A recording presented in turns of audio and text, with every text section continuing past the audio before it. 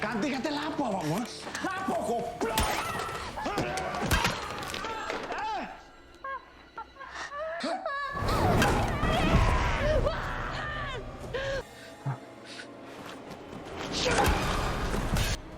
Ganti.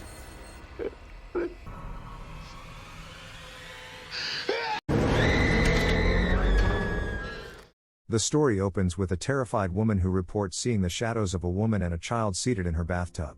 Following that encounter, her mental state deteriorates. She becomes convinced someone is following or intending to harm her. Her childhood friend Uni remains by her side, urging her to take medication regularly to prevent the hallucinations from worsening. Uni steps out to get food, and at 6 p.m. the woman prepares a bath. While filling the tub and reaching for her toothbrush, a piercing scream erupts. Uni returns to find the bathroom awash in blood and the woman brutally murdered. The narrative then introduces Alma, who accepts a position as manager of an apartment building and moves in with her younger sister. During a tour, the building's caretaker notes that the 6th floor is closed for repairs. Alma proceeds to reside in flat 301 on the 3rd floor. The caretakers inform them they will be away briefly and direct Alma to other staff for assistance if needed. Alma's boyfriend, Ryan, a police officer, warns her that 2 women once died mysteriously in the building. Their bodies had been found dismembered with no weapon or evidence. He instructs her to contact him immediately if anything unusual occurs. Ryan reopens an old case involving a woman who reported seeing something strange at sunset for 4 consecutive days, though the reports were never fully explained.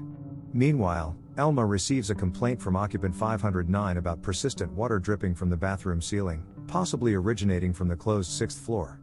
That same plumbing issue previously affected flat 510, where the resident later died under mysterious circumstances. Alma accompanies the tenant from 509 to inspect flat 510 and discovers severe leakage. The tenant prepares to travel and entrusts Alma with responsibility for the matter. When Alma returns to the office, she learns the repair staff have left and the work cannot resume until the following morning. Her sister asks her to come home, but Alma decides to investigate the 6th floor herself. The 2 sisters ascend together and reach room 610, where they hear a woman identifying herself as Miss Carr. As the sister slowly opens the bathroom door, both women are unnerved and quickly retreat to their apartment, shaken by what they witnessed. The next day, while at the apartment office, pins fall from Alma's hand and inexplicably arrange themselves on the floor to form numbers sequentially. A colleague informs her that maintenance remains on leave, delaying repairs in flat 509 another day, so Alma must inspect the leak herself. Approaching the bathroom, she notices wet footprints leading to the kitchen where a little girl stands. Alma questions the child, who does not respond and runs into an adjacent room.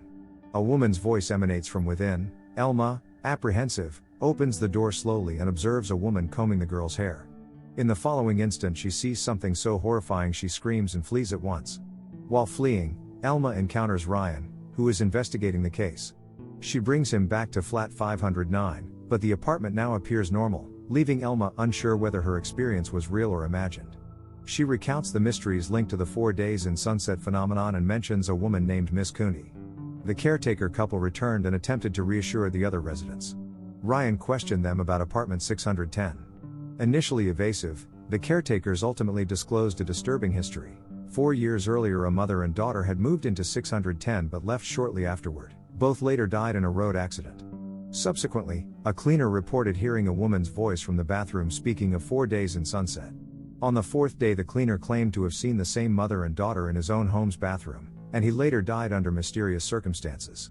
Frightened, the caretakers consulted a psychic, who was unable to help. He warned that anyone who hears 4 days in sunset after entering 610 is fated to die at sunset on the 4th day. Alma was shaken. She had both heard the phrase and seen the apparitions herself. The caretaker, Amon, admitted he had concealed the incidents to protect the building's reputation.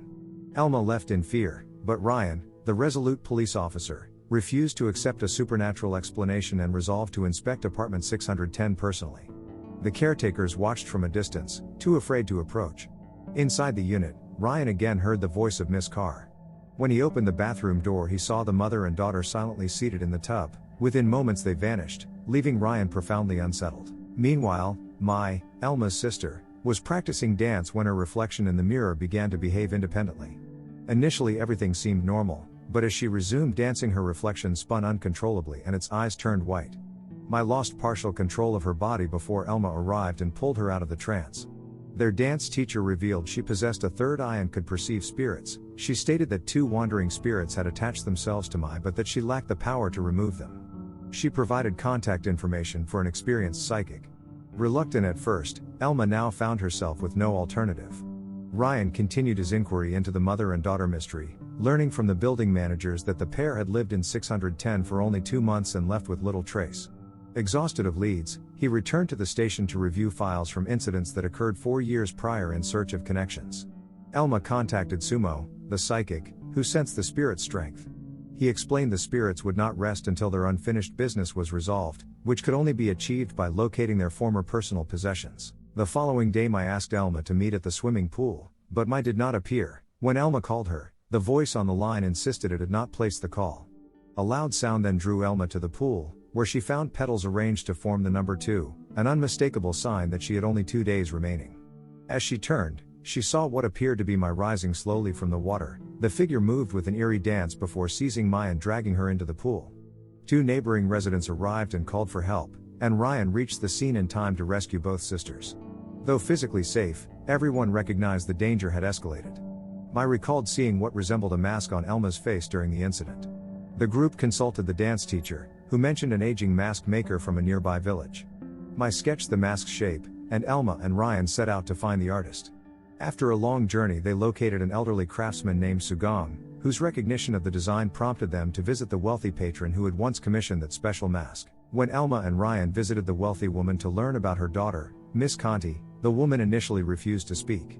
After questioning the maid, however, the truth emerged.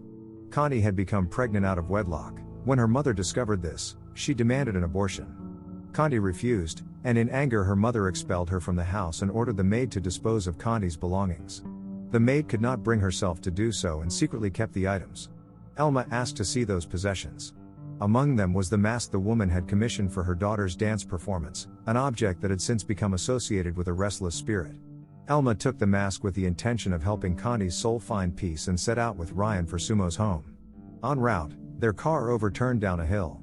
Alma briefly escaped the wreck and then dreamed of a masked figure tying a cloth around her hand. She awoke to find the wound real and the numeral 3 scrawled on the wall, signaling that only 1 day remained. An older woman who had rescued Ryan informed them that time was running out and that Conti's spirit needed to be appeased immediately.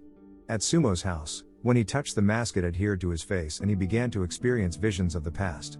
Those visions revealed that Conti and her daughter had not died in an accident but had been murdered as part of a conspiracy in apartment 610. Their bodies were dismembered and hidden. Sumo could not discern the killer's face, so finding the true culprit became imperative.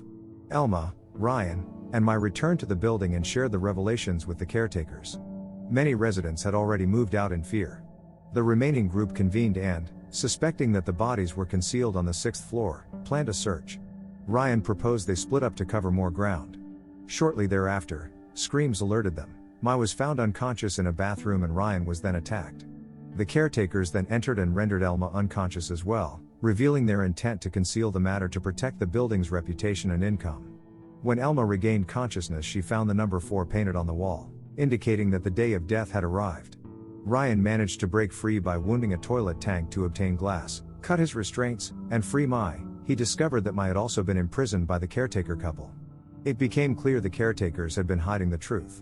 The group resolved to return the mask to Sumo. When Sumo donned it and chanted, additional truths surfaced. The vision disclosed that the caretaker, N, had fathered Conti's child and maintained a close relationship with the building's owner, Woolen. When Conti attempted to expose On's misconduct, N and Woolen tortured her for 4 days, murdered Conti and her daughter, dismembered the bodies, and concealed the remains within the walls of apartment 610. The 6th floor had been sealed to prevent discovery. Exhausted after revealing the truth, Sumo's spirit relinquished the vision. Alma, Ryan, and Mai hurried to the storeroom to retrieve tools and breach the wall, but An and Woolen confronted them. A shot Ryan in the back, a struggle ensued, and the 2 older men were overpowered and rendered unconscious. The trio then used Sumo's sketch to locate the exact spot where the bodies were hidden.